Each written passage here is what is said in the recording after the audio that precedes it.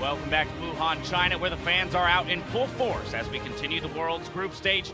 And up next, teams are getting into position for our 5th game of the day as AHQ from the LMS takes on North America's Cloud9.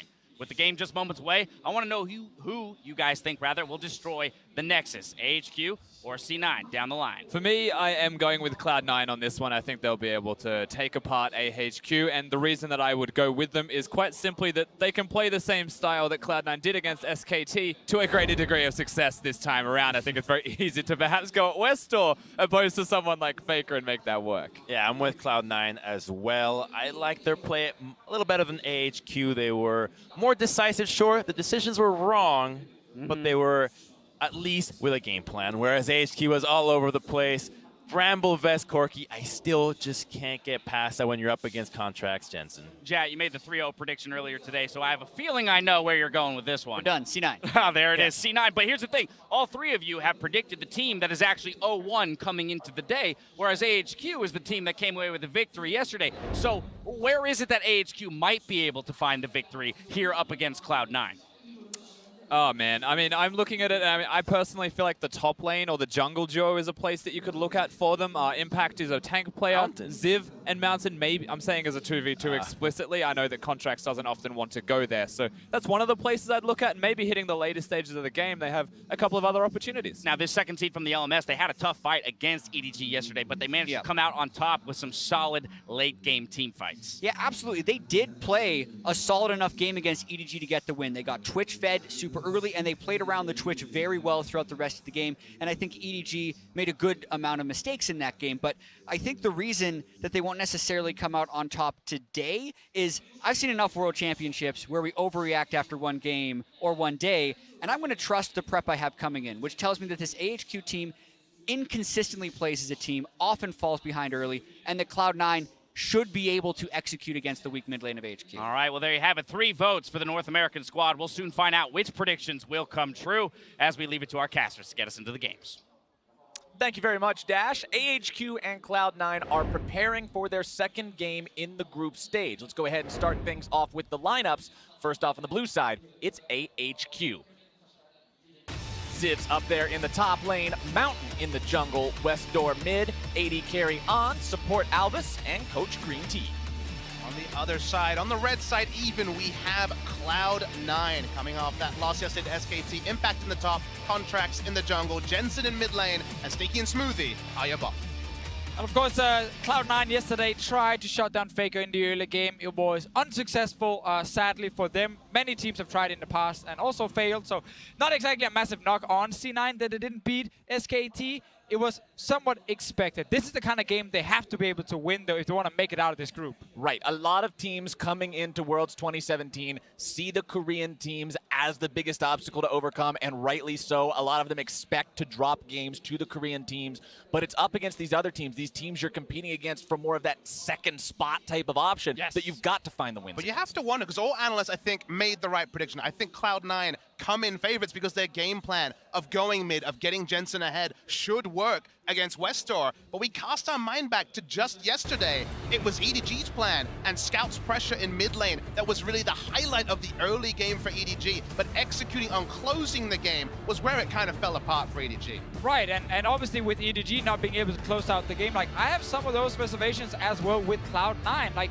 they're not a team who consistently just close out games when they get ahead early on, and AHQ have shown many, many times here on the international stage they can play late game team fights. And I think you and I both come in with the mindset of go mid lane, get Jensen ahead. Absolutely, right game plan. The what if is what happens afterwards and whether they can actually snowball that quickly. Well, one way domestically that Cloud9 has usually found some success is through their drafts. Let's see how they can draft this game against AHQ. We are in a champion select. Galio, Rakan, Thresh all banned out by AHQ. Cloud9 responding by banning out Kalista and Jace with one left to go. Very interesting, you're spending a ban on Thresh in a Lulu versus Janna meta with both those champions available. It might be AHQ saying we are afraid that C9 are not going to play Ardent Sensor. They're going to take that Thresh against our Janna or Lulu and try and stomp that lane. It's basically, look at these bans and say they're forcing Ardent Sensor. If you see Rakan and Thresh, sure, Rakan can build Ardent Sensor, but it's usually a later purchase, so banning away these two playmakers basically guarantees non-interactive bot lane. And one small factor that also means is that if we do see Janna versus Lulu, guess what? The junglers can set up around mid lane, around top lane, and leave the hyper carries to farm. You said the magic word, Papa Smithy. Non-interactive, and the Janna is locked in. That one's picked up for Cloud9 in the support role, and they'll pick the Xayah to go along with it. I'm surprised Tristana is not the choice here for Sneaky. When you are against a Jarvan, Tristana is just a more valuable AD carry because Xayah cannot get out of the Jarvan ulti with her ult. She just gets up in air and right back down. But clearly favors the Xayah here. Also maybe expecting AHQ to take the Varus in case he would actually take the Tristana, which is a matchup we've seen quite a few times go in favor of Varus. And just like you guys predicted, Janna comes out on one side, Lulu comes out on the other side. You're just Smart prediction. Those. We did it, guys. We're in there, boys. This is why you two are the experts. Janna and Lulu picked up for the supports. They also got the Kog'Maw in there for the AD carry, and the Jarvan that was picked up first and foremost as jungle Ezreal locked in for contracts. Becoming the North American special. We saw it from Immortals yesterday. We see it here for Contracts, who has played the more aggressive style of junglers in recent mind. Even Warrior Rek'Sai was a bit of a Contract special. They're gonna play around mid. That's our expectations, because now we see hard hyper carry support and AD carry synergy here, and almost it becomes an arms race of how many gold runes are you taking, who's going Relic Shield and who isn't, is almost the kind of sub-story of what happens in the bot lanes. But like I mentioned, when you see these bot lanes, maybe this means that Mountain will be freed up to really focus on trying to minimize the fire that could be presented if Jensen gets first blood. Or there's a world where Mountain says, if you're going mid, I'm going top. Try and get Ziv going against Impact. If you play something like Jarvan top lane with a jungler who can then gank next to him, there is the possibility to do it, but it is very difficult because often mid lane priority is the most important thing to then further, enable the side lanes. Otherwise, enemy mid lane is just going to roam to that side lane when you're ganking and kill you. All right, so barring the Jarvan being flexed towards the top lane, we have solo lanes still left to be drafted on both sides, meaning that's where you might see the bans going this time around. Malzahar banned out by Cloud9, Cho and Syndra by AHQ, and the Kha'Zix banned out by C9 just in case it is that flex Jarvan. And obviously people might wonder why I banned Malzahar right here. It is a pick that's actually been flexed around a little bit in certain regions, and also Westor, he has played it in the mid lane before, but I think it's not the mid lane Malzahar you're scared of, it is the what if it gets moved into a weird lane and we haven't really faced it before? Because that's what some teams have been doing, in practice. It's actually a pick against Ryze in some regions as well. When we saw it in Korea, it was a pick against Galio, trying to lock him down and keep him in the mid lane with the percentage HP shred. So they are providing coverage with their Ryze, I believe, with that ban and forcing Westor onto the back foot as well. We'll go to the side of AHQ. I'm wondering if it will be Jarvan top or if the Gragas, which is still available, could still be locked in for Mountain, an ultra favorite of his, as we wait for Westor to cement, and it's going to be the Cassiopeia from him. And we're just seeing this AHQ lineup with so much scaling at the moment, and it's going to fit that game plan of try and survive early game, win late game team fights, and completely opposite on the side of C9. When you have the Ryze in the Cassiopeia matchup, the Ryze can set up ganks effectively with, of course, his little instant snare. And then you have a jungler coming to maybe see if you can lock down that kill. And I think at the end of the day, Ezreal jungle is a bit of a timer, right? The moment you see Ezreal jungle and you're against it, you're trying to buy time, stop the snowball. It's like Shaco a few years ago from the jungle. If the first blood doesn't come, the itemization is slow from the jungle, and AHQ is saying, hey, what about those 40, 50-minute games? Give us one of those. We're ready to go. Exactly. Like, if they get to late game, they should win with this composition here. C9 might go for that Nautilus. They did the same yesterday against the same kind of AD carry, where it feels to me like they want to use that Nautilus ulti just to try and delay some of the damage from Arn, and you can actually reach him with at least a knockup, but otherwise Nautilus is kind of useless. And people were critical of it yesterday. The useless tag was thrown at him. Remember, this is again Cloud9 saying, this is our best pick, not what we're relegated to. Gnar, a famous Impact champion, is available. They looked past Maokai yesterday, which AHQ has locked in today. So C9 is going for reliable engage. Remember, instant snare from Ryze, a Nautilus top lane, has so much CC, and one of those lands, Ezreal with Storm Raiders will do the rest. I mean, again, it just fits the whole get ahead early game for C9. Nautilus was always one of the weakest late game tanks because his own engage in CC was hard to kind of reach the target you wanted to. You gotta like skill shot him with the hook, and then you gotta have this really slow knock up to kind of going to the backline with a multi-shield AD carry who doesn't care at that point in the game, and then Nautilus doesn't offer anything else in the fight. So it is very much early to mid game for C9, and of course it is all about killing Western. And I like the fact that you bring up the early game Cloud9 goals and what they want to accomplish compared to the scaling power of the AHQ composition, because the conversation we were having earlier, we were talking about in the caster room how every game it seems so far is either 25 minutes or 55 minutes, and there's almost nothing in between. The games are either super quick or they're super long. And C9, they want the 25. Absolutely. We'll have to see what they can do as we load into Summoner's Rift for the next go round. 1 versus 1, technically 5 versus 5, but 1 team versus 1 team, AHQ versus Cloud9.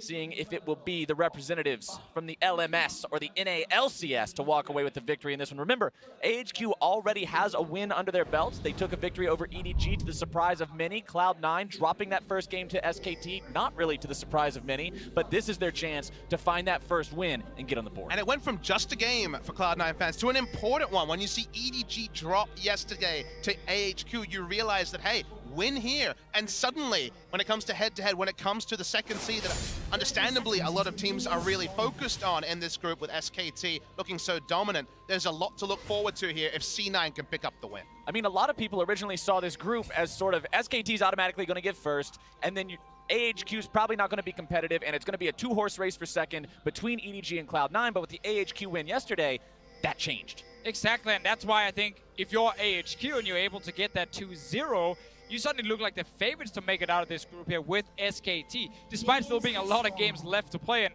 we know from past experiences with Worlds, Day 1 and Day 2 do not decide the entire group. So European fans, don't get too sad just yet. There are still hope.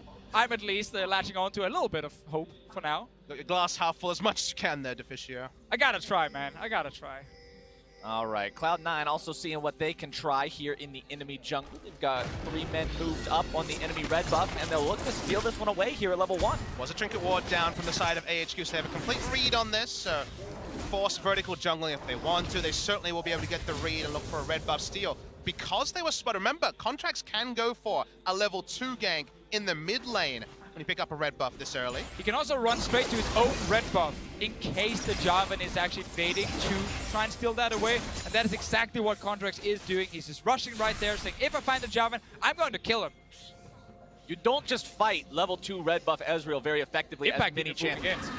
Contracts will be very capable of dealing with this J4 should he run into him. But as we can see, the Jarvan has no intention of heading towards this. And this is very smart because you deny red buff from Jarvan, therefore you deny that first really powerful gank from Mountain as well. If you are C9, you know Jensen are going to play aggressive, you know West is going to sit at his tower, you do not want this Ryze to die very early. And I think it's a smart read because the only possible gank you could see from the side of AHQ was a level 3 or level 2 red buff Jarvan. He certainly doesn't have a red buff. That information is confirmed for the side of C9. So now he will purely play the game of trying to counter gank mid and top. That requires deep vision. That requires extra early information. So having him now have no offensive options is pretty big. As speaking of offensive options, Contract's already bot lane. Contract's going for an early gank here on the bottom side. Alba's going to eat the Mystic Shot to the base. Doesn't quite find the Glitter Lance where he wants it. A little bit of damage being applied to both the bottom laners of AHQ. Contract's walking himself away, no worse for wear. Goes right back into the jungle. Not fully committing anything because there was a big wave Sneaky was killing under that tower. Not ready to leave. As one of the worst feelings as an AD carry when you're sitting and about to pick up a big minion wave and then your jungler is actually ganking for you. You gotta skip that wave and rush forward. Sneaky says, no, just step away, Contracts, go back to your jungle. And speaking of bad AD carry feelings, I remember earlier in the season when Doran's shield got the buff, there was Sven and other AD carries saying, no, not my item, I'm going Doran's blade. How do those AD carries feel now that apparently you can go both sides relic shield? We're going full gold generation, the bot lane, such a far cry away from longsword pots like we had a few patches ago. Definitely doesn't make you feel like a superhero, like a damage dealer, like AD but carries then the outer sensor is completed, Hey, and then you're a superhero. Let's see. Contracts is around here. It's on a ward. Hanging out on a ward, so not likely to see a whole lot happening here. Mountain at half HP sitting on his own Krugs that he recently took, so not really a whole lot to see happening here either until Contracts makes another appearance bottom side, but again, spotted. These wards are just ruining his day. Jungle Ezreal is so dependent on getting going early too. Like, you want to see this pick succeed with some early ganks, but it's just not happening yet. Yeah, so let's give credit to AHQ and their early vision control here. Actually kind of reading, okay, on bottom side is where we're expecting the Ezreal to be. Both wards spotted him and avoided a gank in mid and a gank in the bottom lane. And these things are very important when you play against these comps that wants to get so far ahead early, like we see from C9. A lot of teams tend to skip some of that early vision, and suddenly they get surprised. If you think about it, all AHQ are focused on is sustaining, is getting to the late game. So if your wards are off point, your entire early game plan has completely gone out the window. So it's good to see them understand where the pressure's to be played, because you could have thought mid lane. It hasn't been any mid lane focus just yet from Contract. Yeah, Westor been sitting very far back in his lane, making sure he's not an easy target to gank. Of course, after seeing Contracts down in the bottom lane, Mountain are able to go in and steal away most of that Raptor camp and get another deep ward. While Contracts is stuck on the Crux, which kind of sucks a little bit for the Ezreal. Takes a lot of time for him to actually clear it in the end, and he's not able to apply pressure right now because he's trying to make sure he's not falling behind in experience. I wonder what percentage of the game he's been sitting on a ward. He's spotted again as he walks up to the Raptors. So much smart vision put down from AHQ. Their read on Ezreal is probably similar to their read on, say, Nidalee, for example, if that was the jungle pick selected. That's the right read with what Contracts has been playing recently, and keeping tabs on the aggressive jungler has been gold standard so far for AHQ.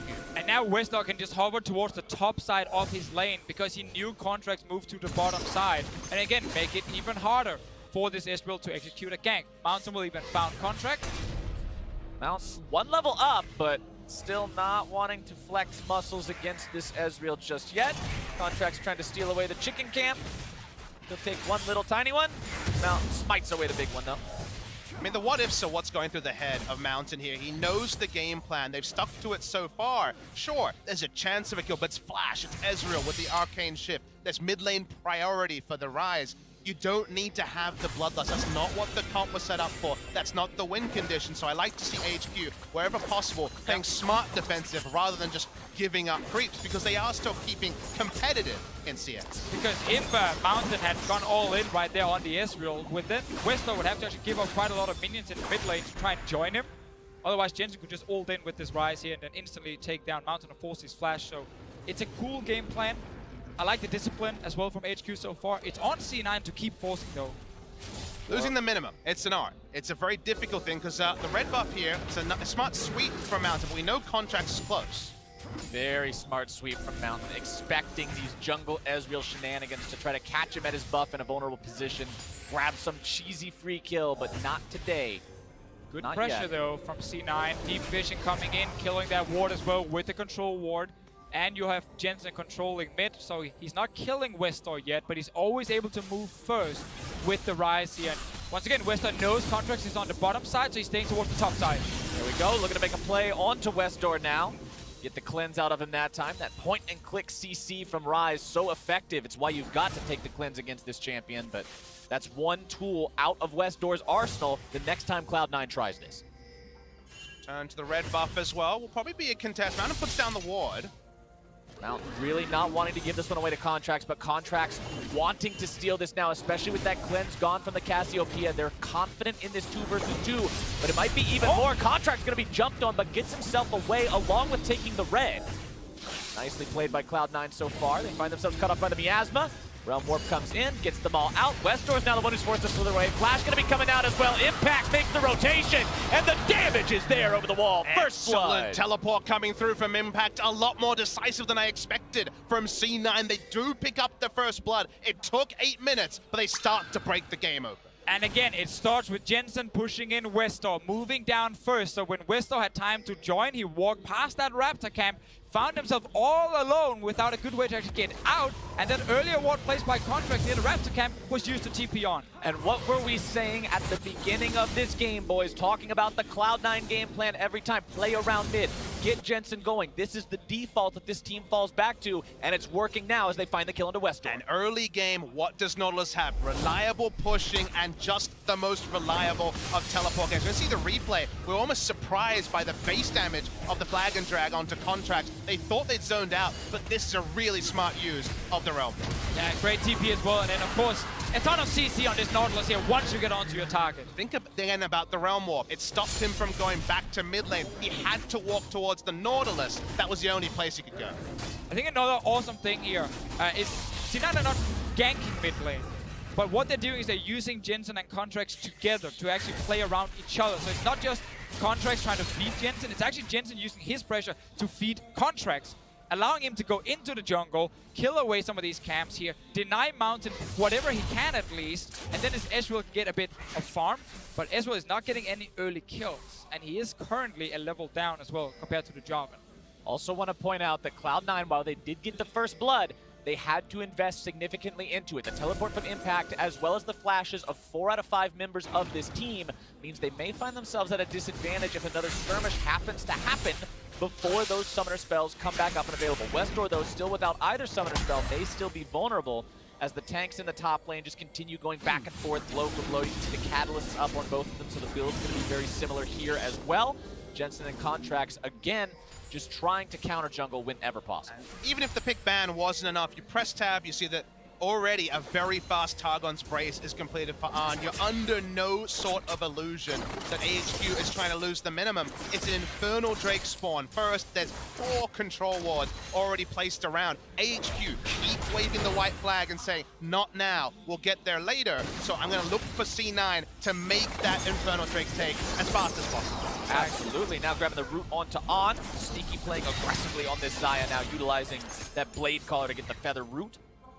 And I want to talk about like the next step for C9. It really is around bottom side. Push in this lane here from AHQ, roam down with Jensen first. You can always move before the Cassiopeia and then just get pressure on bot lane here. And then suddenly means there's now a Dragon available. There is no teleport from Impact. Zip needs a few more seconds on his.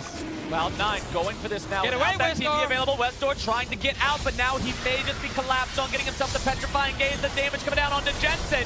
The root into the Dunk Mountain, not able to find it! And Contracts fires the True Shot Barrage! And Smooth is showing why he took Janna early over the Lulu, because there is a Jarvan on the other side and you can deny so much damage from AHQ lineup by using this ulti perfectly from Smooth. Another shield coming in as well. Jensen making sure he stays alive. And AHQ did not need to make that initiate. It looked like they could get away scot-free, but they give up 2 kills. Not yet the Infernal Drake, but when you have that sustaining playstyle, that defensive playstyle, sometimes you go awry. I am pretty sure AHQ are saying we need a few more seconds for teleport. We can then actually fight and stop them. But because of the ulti from Ryze, the fight breaks out way earlier. And then suddenly the TP was not ready, because it was up about the time Westor died, TP was ready from Ziv. We're talking a few seconds, but because C9 disengaged from the Drake and take the fight, well, then AHQ's game plan kind of go out the window. And now the TP is up, not only for Ziv, but we're just moments away from it being available for Impact too. So both top laners will now have the opportunity to get involved in the next fight when it happens for that Infernal Drake. And that was kind of the thing before here, where AHQ actually were happy enough giving up first blood for a teleport, because it meant that Arn and Albus in the bot lane would be safe for a little while. You can't really create a tower dive with the Ryze if the enemy Maokai can just TP in and stop you. Now the fact that C9 still managed to get a few kills and get Impact TP back, well, suddenly C9 can play around this bot side and actually do it properly. And speaking of properly playing around these things and setting up the fights, Ardent Sensor now up on both of these supports means that you are going to have that extra fighting and damage capability in the fight. But that's the only even thing about where the game is at. It's obviously recurve for Pickaxe for Cosmos. So far from the Rage where they're actually teleporting in after the Drake goes down. The attempted steal from Mountain not quite coming through. Contracts making sure to use the True Shot Barrage to get the burst down there, as well as Mountain going to find himself caught out over the wall. EQ comes back in time to get himself back to safety. Didn't have the flash there, so really needed that. Contracts now chasing further after Albus. A little bit more damage to do the trick, but a flash away from the Lulu keeps him alive. Smoothie and Contracts continuing to apply the pressure after grabbing the objective. Yeah, because now it's Ziv without teleport, because he was trying to use it there very late for that Drake. They could never actually fight for it, so it was just a bad call from Ziv and AHQ, and C9 will now get full control on the bottom side. Rise can move down, they can even TP in, and they will get a lot of damage on tower. Yeah, the snowball plan's really working here for C9. When you think back to what happened when the double kill came through from C9, honestly, I think taking away the aggressive control wards that C9 had placed down to allow, say, a level 11 Realm Warp from ruining bot lane was higher priority than denying an Infernal. You already have a fantastic late game fight on the side of AHQ. You don't need to fight for everything, and choosing between what you give up and what you fight for is what AHQ drafted themselves into. They drafted themselves into that corner. And that's why it's actually a shame, because the first 10 minutes we felt like they were really following that game plan. Not taking any risky fights, not giving away anything. Westor played super safe in his lane. After 10 minutes though, that game plan kind of disappeared, and they were suddenly calling for fights for no reason at all. It's cost them now twice, and C9 have already picked up the first tower. I mean, let's talk about what would have happened if it was, say, match teleports, a 5v5. It's Abyssal Mask buffing up the Rise damage versus a Catalyst and some other tank items. It may have been Ardent Sensor on both sides, but the Rage Blade wasn't complete yet. They didn't have the tools to fight, and it certainly didn't have the levels and the time to fight. So that's why it's so strange. The teleport came in, the fights went in. It's been up and down from AHQ after a solid first 10 minutes. AHQ will need to continue playing patiently and safely if they want to be able to win this game. That is pretty much cemented at this point. But if you're Cloud9, what's the next step to continuing to snowball this lead and getting where they need to go? And I think just following on from that question, it's both teams kind of have to, specifically AHQ, what do we have to fight around? Because it keeps morphing as lanes get longer, as the ability to put down wards on first Rift Herald, then Baron gets longer. It's so hard to choose, and it evolves depending on the mistakes you make early. Yeah, the plan here for C9 now is to continue playing around Sneaky and Smoothie. It's actually not about playing around Jensen specifically. They just need him to push the lane and be able to move to the two side lanes. He can then either go bot lane and gank, or go top lane and secure another tower or Rift Herald. He's going for the gank option. Bottom side is going to be Impact, locking down the Ziv with the CC. Nature's Grass comes out. Ziv trying to buy himself some time to get away from this one, but I don't think it's happening today. The damage from Jensen should be enough to take him down. Flash away. Oh. Twisted advance onto the scuttle grab, but Jensen will flash right after him, landing the root. Westor. Now Westor showing up, dropping the miasma. True Shot Barrage coming down. They're bringing in the cavalry, and Jensen grabs the kill onto Ziv. Now Westor sticking around a little bit too long. Petrifying Gaze not quite going to be finding the stun today. Contract looking to chase him down, but now the combo is interrupted, and Sneaky grabs the kill and him out. Like bowling pins, they come one by one and get bowled over by C9. All they can clear is some wards on the top side. Just a bit of topping up with the Monsoon. And it's going to be mid lane turret, and this snowball is starting to crash down the hopes of AHQ. From a snowball, looking more and more like an avalanche. Cloud9 building this lead, going from the early game into the mid game, rotating around as a team, finding these picks, finding these moments. Let's take another look at how it happened. This situation here, when Jensen is deciding to go bottom lane, it actually gives AHQ a chance to make a play on the top side with 4 versus 3. But they decide to say, we can actually try and save our Maokai. Ziv is doing a great job just buying a lot of time, but his team is not doing anything with it because they make the call to actually go down here. And then suddenly, Maokai can't get out. Westor needs to use everything to escape, and Mountain is saying, I want to save my mid laner now. You look at the minimap, and all they really got was a couple of control wards around the Rift Herald, and then because people are living so long, because earlier damage was a bit higher than expected, commitments are being made, and that's where I feel the communication, that final killer call of commit or disengage is starting to go awry, because in a couple of half-second decisions, AHQ have really opened up an advantage for C9. Yeah, it really seems like AHQ are deciding on a play, and then no matter what happens, they're going to stick to it. The call there was try and save Ziv, and that's why they kept walking in one by one, even when they could have just stepped away and let him die and nothing else could happen. Same with the Drakes earlier, where it very clearly seemed like they were saying, we need to fight for this Infernal Drake. And then it actually ends up costing them because they were not ready with TP first, and they definitely should not go for the second one. Talking about those Infernal Drakes, it's under a minute now before that second one spawns. That is exactly what Cloud9 wants to see with this snowballing plan.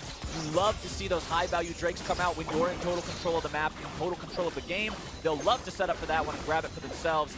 And AHQ likely going to have to do what we talked about earlier and just continue to concede these objectives, because fighting is becoming more and more difficult. And what I've really loved about C9 is they've been well drilled in terms of their preparation for objectives, because they had 3-4 control wards around the Infernal Drake, eventually took it, moved 3 topside, thought they'd get a Rift Herald, eventually there was a fight. And speaking of fights, Now we've got Cloud9 going to be collapsed on in the enemy jungle. Over the wall goes Mountain, able to find the dunk on a contract. Well, Morph can't save him just yet. Sneaky and Smoothie show up a little too little, a little too late. Sneaky firing off those feathers, but now Impact had TP'd behind enemy lines only to find himself alone. Cloud9 gives away 2 for free. Bit of a misread here. They had previously been played around Ridge, and we saw them setting up and starting to move their wards down bot side, but they were looking for a red buff steal, and that ended up being 1 objective too aggressive from the side of C9, and they'll probably give up Infernal on the backside. Yeah, that is a huge one here for AHQ. While C9 have been able to get so much gold before this by punishing a lot of mistakes, it's now actually the other way around. And the thing is, as we said in Champs, like AHQ's comp is insane in the late game. They've just been making some risky plays that cost them a lot of gold, but the fact they're getting 2 kills back plus Infernal, that is huge for a potential comeback. We're definitely not in 3 sweeper territory yet, so there are wards here giving AHQ advanced information, and C9 feel like they can play in multiple parts of the map. The collapse from AHQ was first, was on point. Doesn't matter how many items are stacked onto the Rise and onto the Xayah. They give up the Infernal as well. You look at the gold lead, it's not 5,000 yet. It's still going to be closer and closer as the game goes on, and C9 need to find a way to stick their leads. And look at what's being displayed on your screen right now. Cloud9 with a lead at 20, a 74% win rate. If they have that, that seems solid at first, but then you look at where that ranks among all other Worlds teams. They're 22nd out of 24. And that's including play-ins, remember. That's Yeah. a lot of teams, and that is not a strong suit of their game plan. They are not following into what we saw earlier with playing around control wards, people across the map making decisions that may cost them. And what we can say about AHQ, it was fully evidenced yesterday against EDG. You give them late game, they've drafted for it, they're ready to go. We know AHQ will never give up in these late game fights here. They're trying to protect An every single time and see if he can be the big carry. Westor is trying to at least deal a bit of damage, but it's not about him.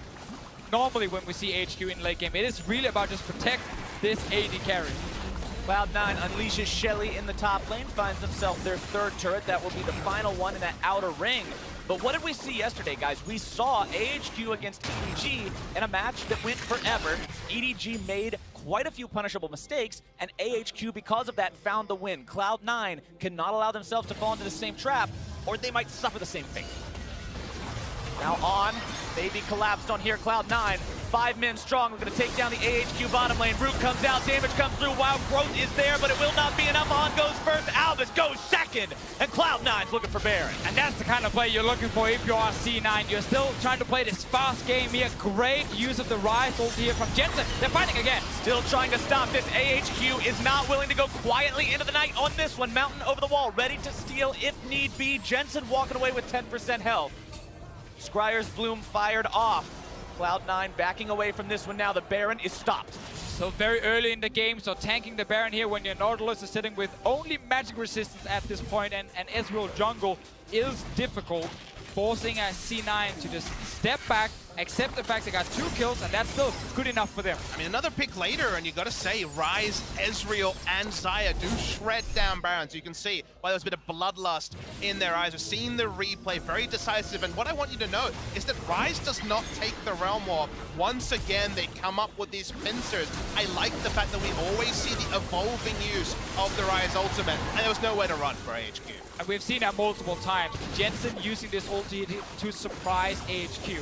AHQ very clearly had that plan in mind that then gets completely destroyed because of how fast multiple C9 members show up behind them. And I want to talk about something a bit more general as the game starts to slow down a little bit, and it's about the Ardent sentiment. It's about delay tactics, about what we see AHQ draft and what we'll see many more teams draft, these containment drafts, the trust in the late game. I still am fully on the side that playing aggressive is the way to play, even if you do draft Ardent Sensor, because guess what? The shortest way between 2 points on the map is the aggressive path, and if you have the wards down, if you've already done the due diligences, if you're there first, you will reap the rewards. So C9 so far have largely been able to do that. That's why they've grown a gold lead, and I think that's the right way to play the meta.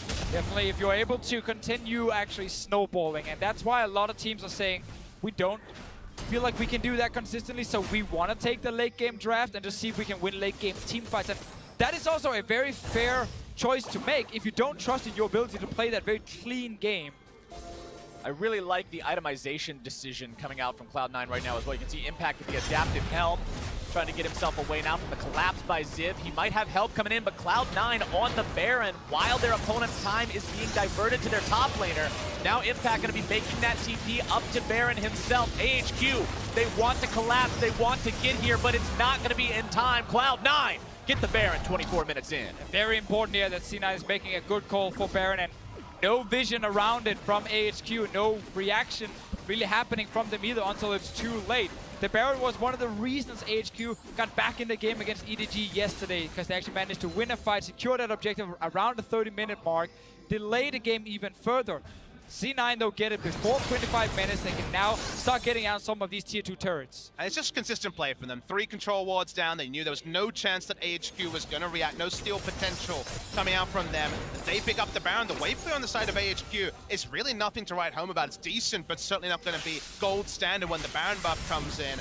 Once they start getting those flanking wards and bringing up the minion wave from Jensen, they have a lot of options for C9. And Ryze is also one of the best mid laners with the Baron buff, because when you're pulling people to these different lanes to defend, you use your ulti to quickly get to another lane, buff up these minions, and then you can even bring some minions with you and just take down a turret where the enemy team can't defend because they cannot move as fast as you can.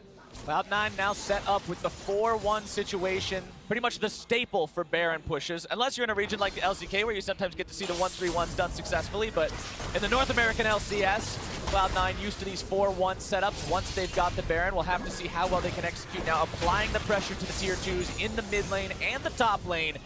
Jensen continuing to put those auto attacks into the top lane. Tier 2 nearly has that one down, while the rest of the team can tell the same story here mid. It's very hard to deal with. This is AHQ, 8,500 gold down. They've got the Righteous Glory on the Maokai to try to engage if it's a possibility, but Cloud9 is just so far ahead, and it's so difficult. Now they're making that push. They're hitting the item break-even points one. That's also a hook, but just onto Ziv. They'll back away. Trinity Force complete on Ezreal. 2 to 3 items on everyone. Cloud9 are ready for a fight, and that's why AHQ are always all walking backwards. Even if they have a numbers advantage, they want nothing doing with a 5v5. 10,000 gold down now means Cloud9 feels good about the gold lead they're sitting on. With the Cloud Drake now up, they can shove up bottom, grab the tier 2 if they want that, fall back to the Drake. The world is their oyster, the map is their territory. AHQ pretty much confined to their base at this point. Almost 2 full minutes still remaining on Baron as well. They've got plenty of time to work. And it's just a pleasure to see C9 play the side lanes multiple times. See if the Realm Warp's committed to, just the Rise coming through, but they're playing the side lanes in a way that EDG didn't. They still have their outer turrets up. No turrets taken down from AHQ. No doors left open from C9. Sure, a silly visit to the enemy red buff once, but otherwise, this is the way they need to play. Exactly true. Clean for the most part from Cloud9. Now at the push-up in the bottom side, they'll continue applying that pressure to AHQ. 1 minute left of Baron buff. Ping coming down now onto the Cloud Drake. Cloud9 thinking of backing off. Not really a lot left to find with AHQ mounting this solid defense, and they'll just fall back for the neutral objective. Yeah. Full reset, go back, spend all the gold right now because you're picking up so many towers. 2,000 on Sneaky, 2,000 on Jensen, and take a Drake on the way out. You've now done your job. And this is again why getting early Baron in these comps that want to really win the game as fast as possible are just so key. And it's one of the objectives we see these defensive teams stall around for a long time. You get these Baron dances that can last multiple minutes, but in this game here, AHQ's defensive vision is very lackluster, and they're just getting pushed into multiple lanes. And you just talked about the buying, how they had to spin that gold. Gold in your pocket doesn't do anything for you, but now big items coming online for these guys. Seraph's Embrace being picked up by Jensen, the Infinity Edge picked up for Sneaky. Their impact in these upcoming fights is going to be significantly more than it was before, and you've got to be that much more careful if you're AHQ. You're at the point in the game where the current situation with the map and the current situation with the gold deficit means that one big mistake and this game's GG. It's good news stories everywhere up the side of Cloud9. 11,000 gold, supremacy in every lane. Really makes you cast your mind back to yesterday where SKT really put Cloud9 to the sword in similar fashion to what C9 are doing here. Remember, EDG's the other team in this group. If we see EDG play like they did yesterday, there is a world where you leave day 2, and sure, it's an early prediction, but feeling really good about Cloud9 maybe getting out of groups. Jensen putting himself in the wrong place at the wrong time, pops the Zonias with the Realm Warp to get away to the rest of his team.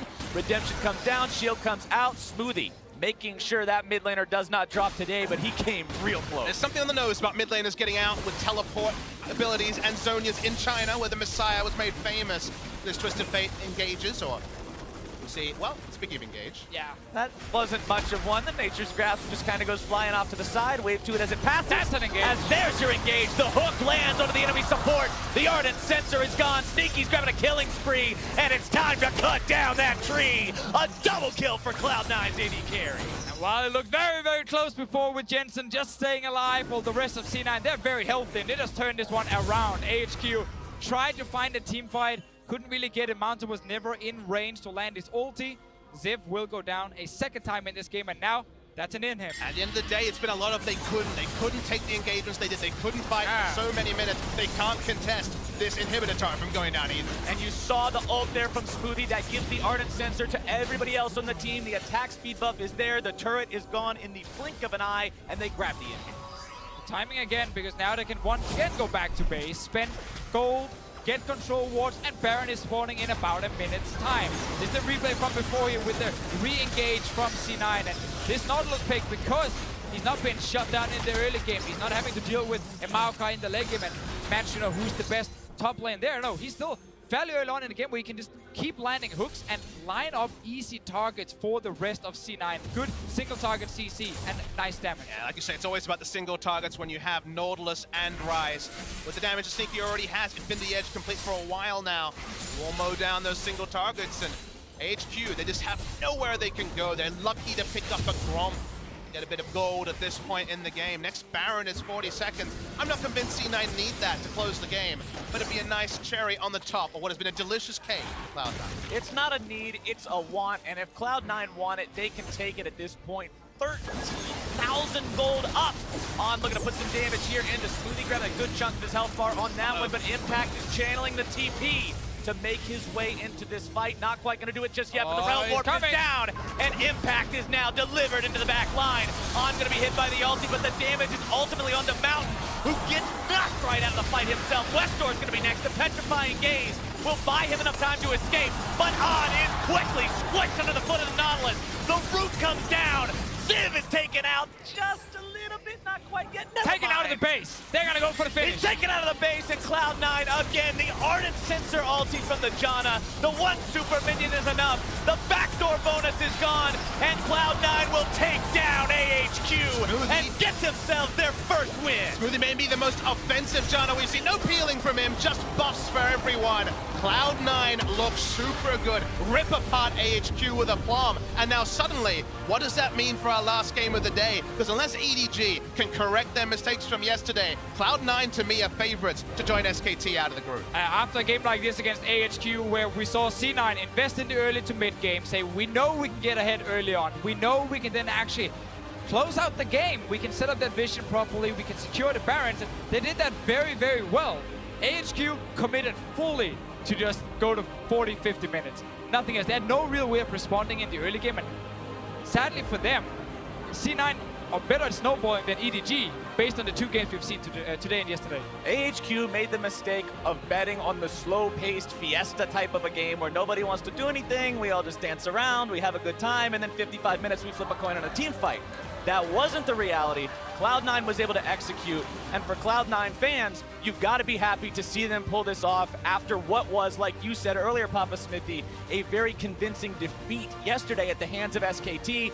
The team is not shaken, they're still in a good place, and they were able to find a strong win. I mean, decisive League of Legends out of Cloud9 is something their fans have been looking for all year. Even essentially when Reaper came in, this was the final point they hoped they'd reach. They've done it in a single game. Doing it in this group is not going to be trivial. And remember that AHQ, sure, they looked to late game, but then they made half measures towards fighting in the early games. They didn't even go all in. They still made a couple of bets and said, hey, if we get the gold now, maybe it's going to be 40 minutes, maybe it's going to be 35 minutes, but they really cemented their downfall. And that was really just the weird thing with AHQ, is the fact they gave so many windows to C9 to force early fights, especially with that Rise ulti from Jensen that he used to perfection.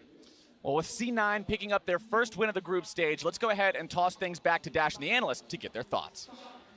Thank you very much. Gentlemen, Cloud9 rebounding after their loss to SK Telecom yesterday, picking up a win here against AHQ to move to 1-1. And this was a much more convincing win here for this NA squad, and probably something they'll feel good about moving forward through the group stages. Yeah, very good victory here for Cloud9. I am glad we all tipped them in the end as well based off the performances, because when we looked at the draft itself, I was still on board with AHQ's team composition. I thought they outdrafted Cloud9 just a little bit, but Cloud9 got ahead so early, it didn't matter. I'll admit, I had some questions around this Nautilus pick, both yesterday and today even going into the game. Can we explain it a bit? The Nautilus is the last remaining kind of mega tank that is out there. The Maokai has already taken the Cho'Gath as well, but they know they have to commit hard to make this composition work. And how hard do they commit? 4 flashes for First Blood. And sure, it looks over the top, but they're able to play with that advantage well and snowball effectively. Yeah, and I think it's a bit of a misconception about Cloud9 that they camp mid lane. They go mid lane to get advantages in an efficient fashion. They actually have negative jungle proximities when compared to other North American teams who play against Cloud9. And we saw it this game. They go mid, everyone uses flashes, and then they scatter to take the advantages towards the rest of the map. And that was kind of the story of this game, is how much they paid it forward once Westdoor was a complete non-factor, because they got control of the mid side and then were able to win bot, control Drake, and take control of the game.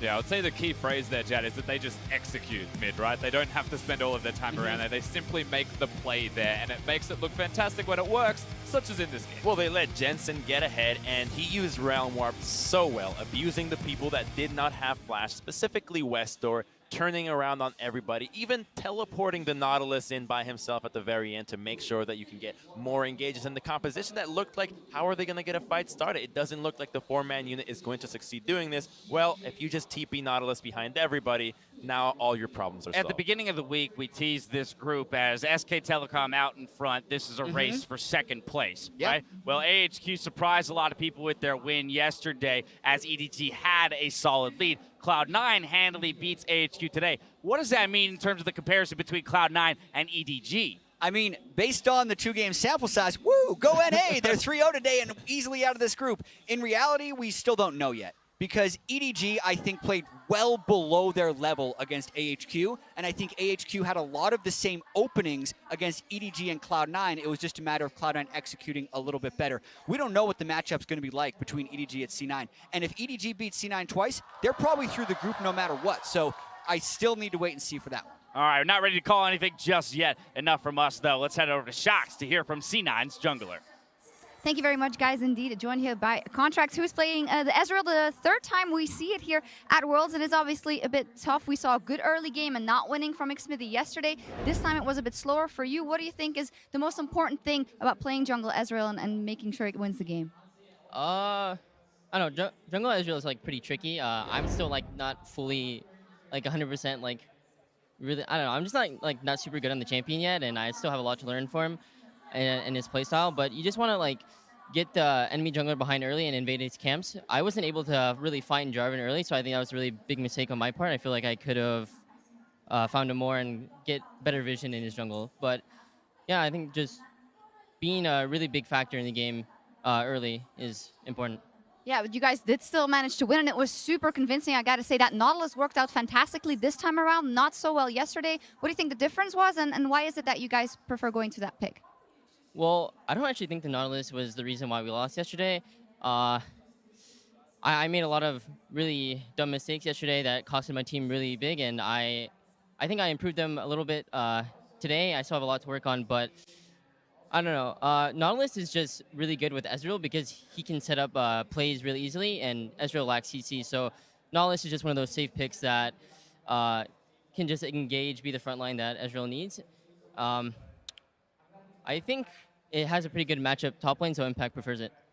You seem very introspective. That's not why she said, oh, I don't think I did that well. I don't think I'm doing that well. And before you said you're quite nervous on stage. So will that kind of be the biggest hurdle for you and for you guys, just to adapt and make sure that you keep calm and play to your level that you know you can play to?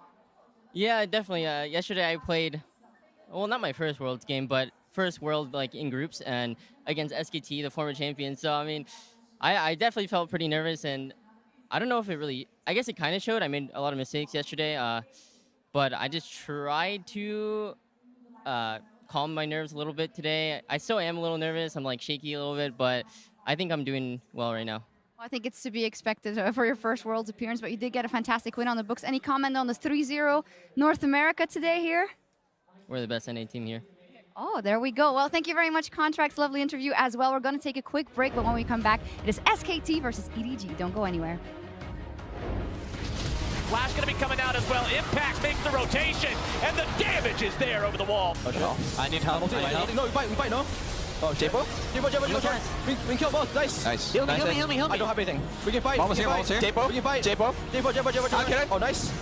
Get mature, guys, mature. 留他。5秒吧，还没闪。注意赛。 Cloud9, 5 men strong. We're going to take down the AHQ bottom lane. Root comes out, damage comes through. Wild Growth is there, but it will not be enough. On goes first. Albus goes second. Nice, he's dead. Walk out, no flash. Yeah, just mark no flash. Nice. Walk up mid after. Westor's going to be next. The Petrifying Gaze will buy him enough time to escape, but On is quickly squished under the foot of the Nautilus. Cloud9 looks super good. Rip apart AHQ with a bomb.